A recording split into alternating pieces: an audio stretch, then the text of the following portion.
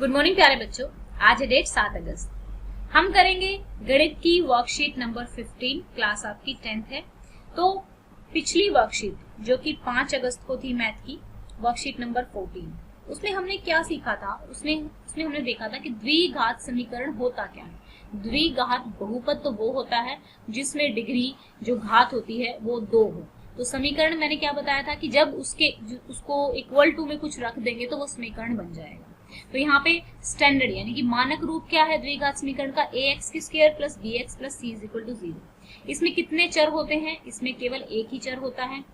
Then a, b और c क्या थे? वास्तविक संख्याएं थी। द्विघात समीकरण का हल, ठीक है, जो रूट्स हम मूल निकालने थे, जिसको मैंने बताया था कि रूट्स भी बोलते हैं, जीरोस भी, जो मूल हैं वो केवल 2 ही होंगे। ठीक है, तो आज हम पिछली विधि में हमने क्या सीखा था? गुणनखंड विधि से हमने सीखा था, जिसमें हमने बीच का जो टर्म थी उसको तोड़ के और फिर फैक्टर्स निकाल लिए थे। तो अब हम क्या करेंगे? द्विघात सूत्र। आज हम क्वाड्रेटिक फॉर्मूला द्विघाती सूत्र सीखेंगे और द्विघाती सूत्र से कुछ क्वेश्चन करेंगे। तो ये आपका यहाँ पर दिया हुआ है द्विघाती सूत्र। तो पहले सूत्र देख लीजिए, समझेंगे इसको बाद में। Minus B plus minus B की स्क्वायर माइनस 4ac, ठीक है, डिवाइड बाई 2a। ये आपका पूरा फॉर्मूला रहेगा। ठीक है, अब ये 2 प्लस माइनस का क्या मतलब है? इसका मतलब है एक बार यहाँ पर माइनस आ जाएगा और एक बार यहाँ पर आपका प्लस आ जाएगा। ठीक है, तो दोनों ही वैल्यूज में हमें वैल्यू रख के देखनी है और अपना वैल्यूज 2 रूट निकालने। तो ये किस तरीके से करेंगे ये हम क्वेश्चन की सहायता से समझेंगे। अब मैं आपको कहूंगी फॉर्मूला दिया हुआ है ax की स्क्वायर bx प्लस c, ये क्वाड्रेटिक इक्वेशन दी हुई है, यही ले लो, यहाँ पे ये दी हुई है। अब मैं आपको कहूँ कि इसमें a लिखो। a क्या है हमारा? x की स्क्वायर का कुछ नहीं है तो 1 मान लेंगे। अब b की वैल्यू कितनी है? माइनस में 4, ठीक है, और c की वैल्यू यहाँ पे कितनी है? 2 है। ठीक है, तो अब क्या करेंगे? जो फॉर्मूले का ये वाला पार्ट है ना, ये वाला पार्ट, ये हम पहले निकाल के देख लेंगे। b की स्क्वायर माइनस 4, इस ताकि हमें ज्यादा मेहनत ना करें। तो यहाँ पे देखिए b की स्क्वायर कितना था?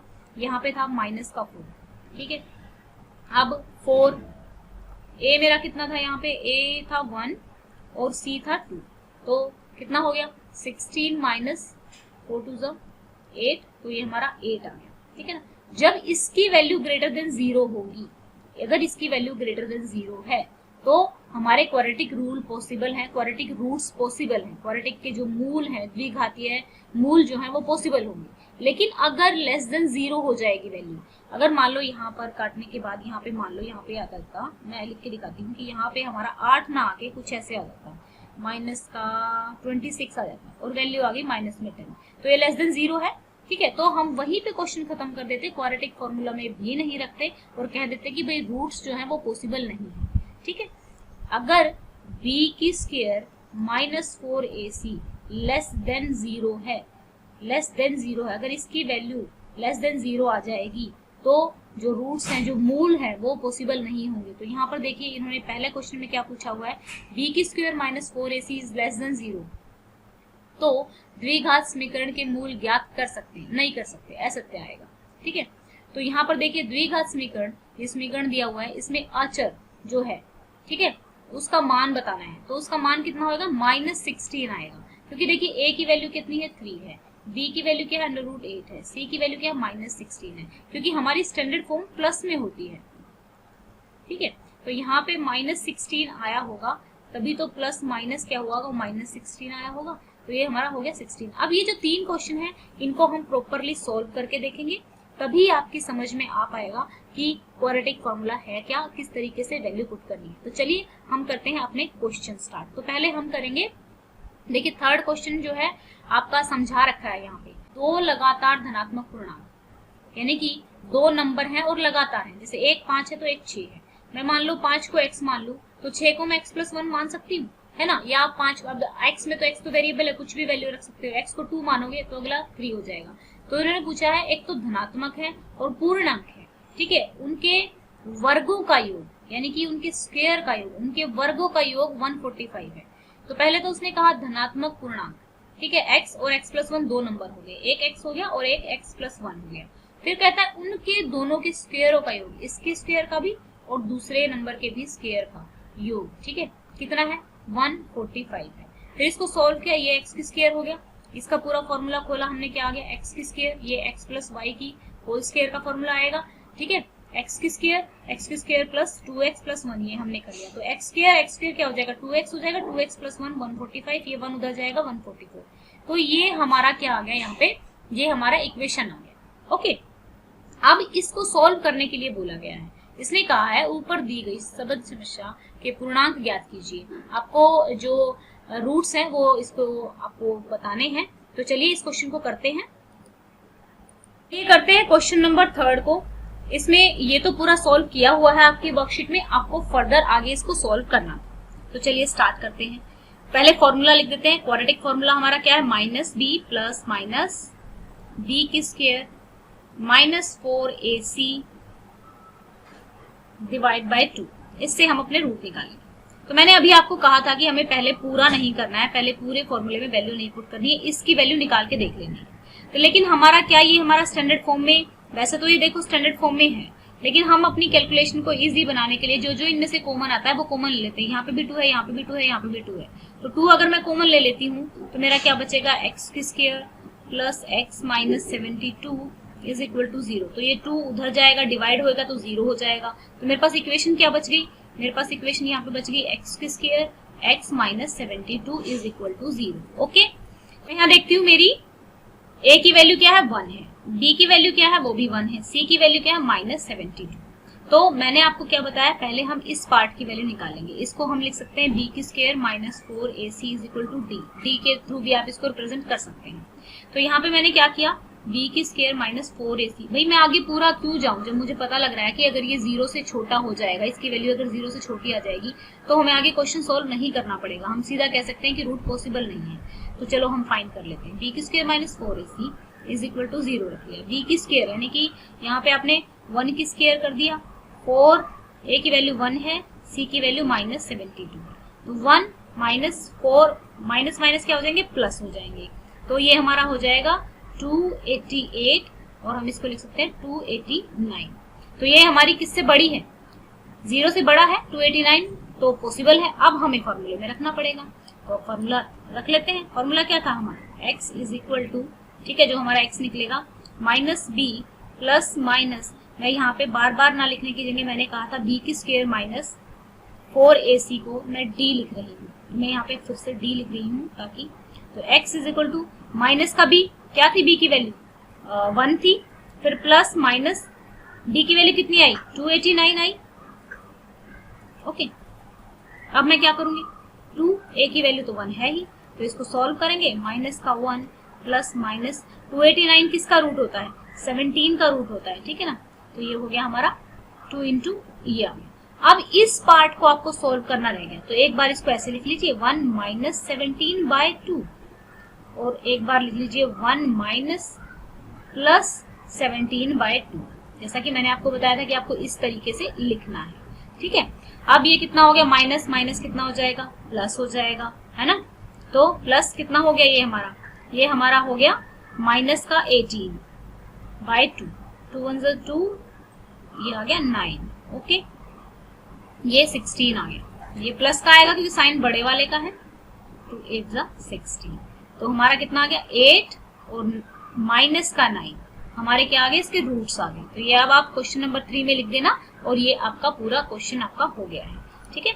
एक बार अब हम नेक्स्ट क्वेश्चन करेंगे, एक बार फिर से देख लीजिए कि हमने क्या किया। शुरू में हमारे पास पहले तो हमने एक वर्ड प्रॉब्लम दी हुई थी, एक शब्दों में प्रॉब्लम दी हुई थी, फिर उससे हमने एक स्टेटमेंट बनाई, हमारी स्टैंडर्ड फॉर्म बनाई, द्विघातीय समीकरण बनाया। उसके बाद द्विघातीय समीकरण बनाने के बाद हमने पहले चेक किया कि भाई b की स्क्वायर माइनस 4ac 0 से बड़ा है या छोटा है। 0 से छोटा होता तो हमें क्वेश्चन सॉल्व करने की जरूरत नहीं पड़ती, हम कह रहे थे रूट पॉसिबल नहीं है, लेकिन ये 0 से बड़ा निकला। उसके बाद हमने फार्मूले में वैल्यू पुट की, ठीक है, और इस तरीके से हमने सॉल्व कर लिया। अब हम चलेंगे अगले क्वेश्चन पे। अगला क्वेश्चन दिया हुआ है हमारा ये, तो इस क्वेश्चन में क्या करना है, हम इसका और इसका एलसीएम लेना पड़ेगा, ठीक है। तो अब हम एलसीएम लेते हैं। यहाँ पे देखिए मैं एलसीएम ले रही हूँ, आपका ऐसा ही एक वर्कशीट में क्वेश्चन सॉल्व है। तो एलसीएम में जो चीज जिसके पास नहीं है वो लिख दो, ठीक है। एलसीएम जिसको आता है वो तो ठीक ही है, लेकिन जिसको नहीं आता तो यहाँ पे मैं समझाना चाहती हूँ कि जिसके ऐसे जैसे x प्लस 2 इसके नीचे है और x माइनस 2 नहीं है इसके नीचे, तो x माइनस 2 से ऊपर वाले को क्या कर दो, मल्टीप्लाई कर दो। तो मैंने क्या किया, x minus 1 into x minus 2, ठीक है। फिर इधर ये इधर चला जाएगा और ये इधर, ये ऐसे जाएगा नहीं, वैसे प्रॉपर एलसीएम लिया जाता है, लेकिन जिसको एलसीएम नहीं आता मैं उसके लिए बता रही। तो 11/8 हो गया। अब ये इससे भी मल्टीप्लाई होगा, इससे भी मल्टीप्लाई होगा। जब आप मल्टीप्लाई कर लेंगे तो कैसे करेंगे, तो एक बार मैं बता देती हूँ आपको कैसे करना है। देखिए x -2, अब ये 1 था, हम काफी दिन से यही तो कर रहे हैं, 1 था, फिर से क्या हो जाएगा x 1 2, ठीक है, ये लिख लिया। फिर ऊपर वाला x +2 और माइनस का 3 x +2 इज इक्वल टू 11/8, ठीक है ना, नीचे हमारा y आ जाएगा। अब ये तो फॉर्मूला क्या बन रहा है, a + b और a - b, है ना, तो ये फॉर्मूला क्या बन जाएगा, a की होल स्क्वायर और माइनस में b की होल स्क्वायर। तो मैं लिख सकती हूँ x की होल स्क्वायर -2 की होल स्क्वायर। ये हो गया मेरा नीचे वाला सॉल्व।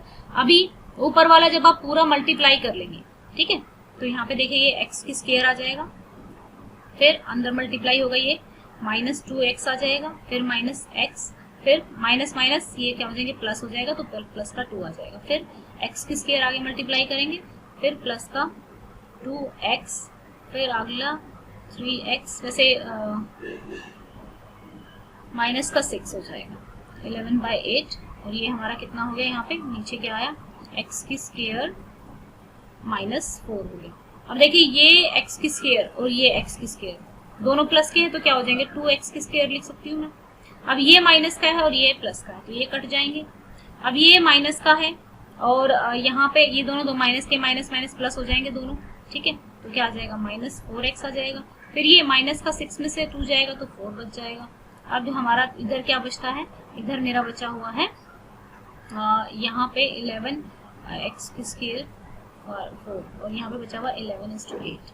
तो अब हम क्या करेंगे, इसको यहाँ पर आप यहाँ पे लिख लेते हैं, ये इससे पूरी से मल्टीप्लाई हो जाएगा और ये इससे पूरी से मल्टीप्लाई हो जाएगा। तो हम ऐसे लिख लेते हैं 2x की square -4x -4, 8 multiply is equal to x की स्क्वायर उधर चला जाएगा मल्टीप्लाई 11।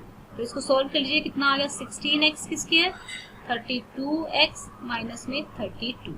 अब 11x की स्क्वायर और ये कितना हो गया, माइनस का 44। अब 16x की स्क्वायर, जब ये 11 बराबर के इधर आएगा तो माइनस का हो जाएगा, तो इसलिए मैं इधर लेकर नहीं आ रही, यहीं से माइनस कर देती हूँ। तो मेरा बच गया 16 में से 11 जाएगा तो 5x की स्क्वायर बचेगा। फिर 32x, x उधर है नहीं, तो 32 को एक मिनट, ओके 32 तो एज इट इज लिखेंगे। यहाँ पे ये जब इधर आ जाएगा तो प्लस का 44 हो जाएगा और 44 में से 32 जाएगा तो 12 बच जाएगा।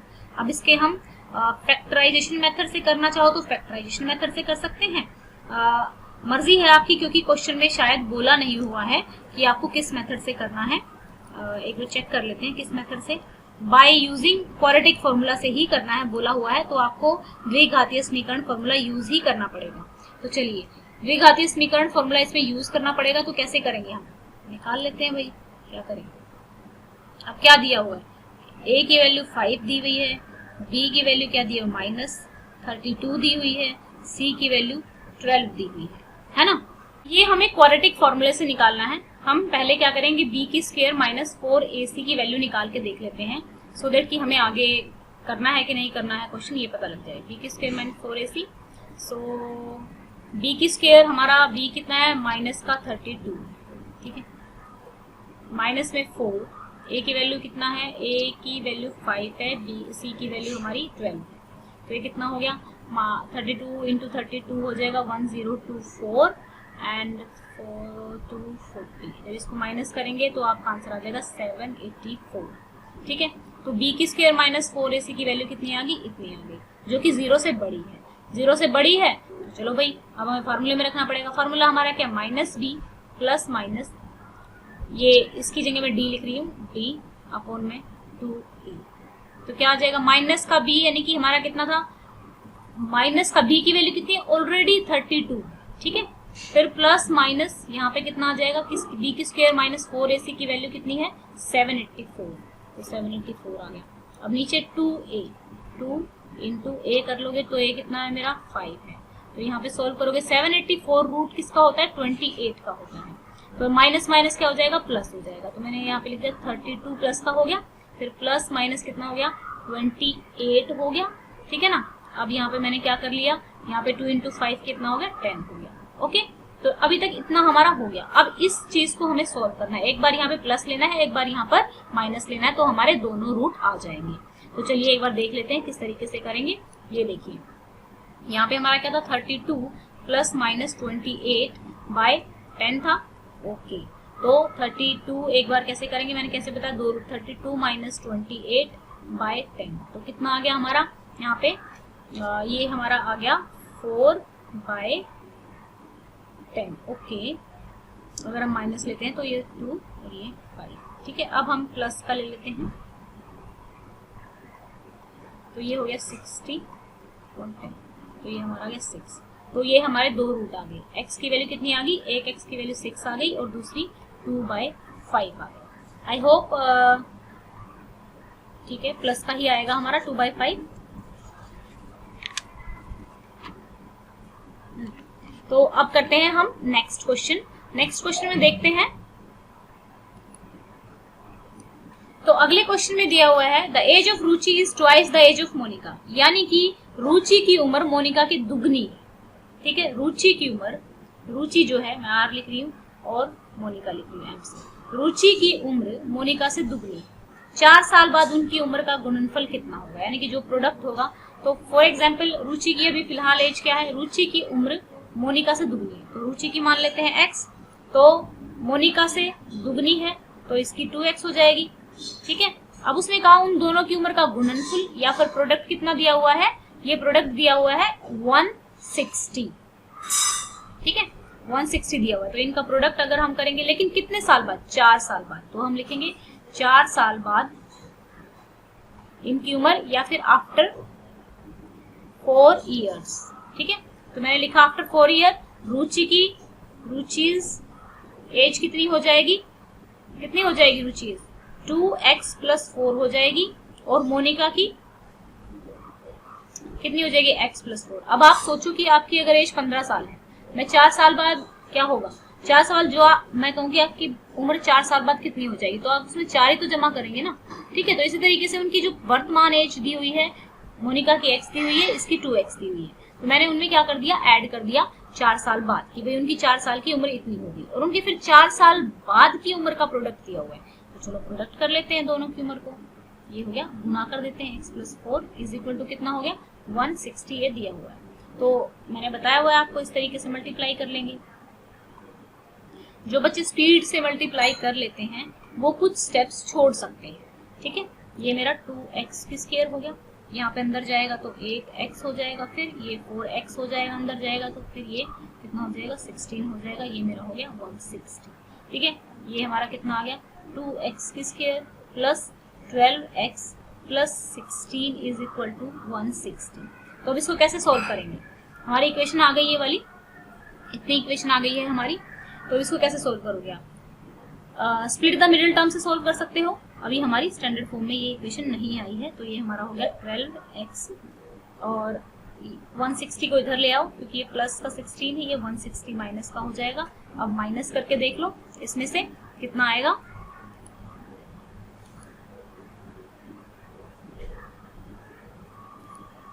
तो इसको हमने माइनस किया तो ये हमारा आ गया 2x² + 12x प्लस माइनस करेंगे तो 1440 आ जाएगा। फिर हम क्या करेंगे, जो जो देखो 2 इसमें भी है, 2 इसमें भी है, आसान बनाने के लिए अपनी इक्वेशन को, तो 2 कॉमन ले लेते हैं। 2 हमने कॉमन ले लिया, यहाँ पे 6x बच जाएगा, यहाँ पे 72 बच जाएगा, ये 0, 2 ये 0 के उधर चला जाएगा तो 0 हो जाएगा, ये x² + 6x - 72 = 0। देखो अभी क्वाड्रेटिक फॉर्मूले से हमें निकालना है, तो मिडल द स्प्लिट टर्म तो हम कर नहीं सकते हैं। तो अब आप क्या करोगे, ये क्वेश्चन आप लोग खुद करोगे क्योंकि आज की वर्कशीट में कोई भी क्वेश्चन करने के लिए आपके लिए रहा नहीं है अनसॉल्व क्वेश्चन। तो कैसे करोगे मैं बता देती हूँ। सबसे पहले हम क्या, a की वैल्यू देखो क्या है, 1 है, b की वैल्यू क्या है, 6 है, c की वैल्यू क्या है, -72 है। तो पहले हम क्या करेंगे, b² - 4ac निकाल के देखेंगे। तो b² की वैल्यू कितनी है, 6 है, स्क्वायर की नहीं, b की वैल्यू 6 है। 4 हमारा कितना हो गया, 4 × a की वैल्यू कितनी है हमारी, 1 है, और c की वैल्यू क्या है, -72 है। तो 6, तो यहाँ पे देखिए हम इसको सॉल्व करेंगे, b², ठीक है, b² 6² हो जाएगा, यानी कि 36 हो गया, माइनस माइनस प्लस हो गया, और यहाँ पर हमारा आ गया 8 4 7 28, ठीक है। इन दोनों को प्लस करेंगे तो यहाँ पे वैल्यू आ जाएगी, और ये वैल्यू क्या होगी, 0 से ज्यादा होगी। तो अब आप इसको फॉर्मूले में खुद रखेंगे, ठीक है, इसके रूट्स खुद निकालेंगे, क्योंकि आज के लिए आपके पास करने के लिए कुछ भी नहीं रहा है, मैंने इवन एग्जाम्पल भी कर दिया है। तो एटलीस्ट ये इस फॉर्मूले में किस तरीके से वैल्यू रखी जाएगी ये करेंगे, और साथ में आप मुझे वैल्यू भी बताएंगे, ठीक है। साथ में आप मुझे ये इस फॉर्मूले में बस लास्ट का पार्ट रह गया है कि ये कैसे करना है। आप मुझे कमेंट करके वैल्यू बताएंगे कि आपकी वैल्यू क्या है। क्या बताना था कि उनकी उम्र का आपको बताना था। तो जब x की वैल्यू आ जाएगी, रूट से, तो फिर मोनिका की रुचि की वैल्यू 2x से निकालना, 2 से मल्टीप्लाई कर देना। तो आप लोग मुझे कमेंट करके बताओगे कि आपकी कितनी वैल्यू आई। तो ये था आज का हमारा मैथ का लेक्चर। अभी देखिए डे बाय डे आपका मैथ का जो थोड़ा सा स्टैंडर्ड जो है वो बढ़ता जा रहा है, और आपका ये 4th चैप्टर चल रहा है एनसीईआरटी मैथ का। अगर आप प्रैक्टिस करना चाहें तो क्वेश्चन आप अपनी एनसीईआरटी की बुक में से प्रैक्टिस कर सकते हैं। बाकी अगर फिर भी कोई डाउट है तो आप क्वेश्चन कमेंट में पूछ सकते हैं। Thank you, have a nice day, may God bless.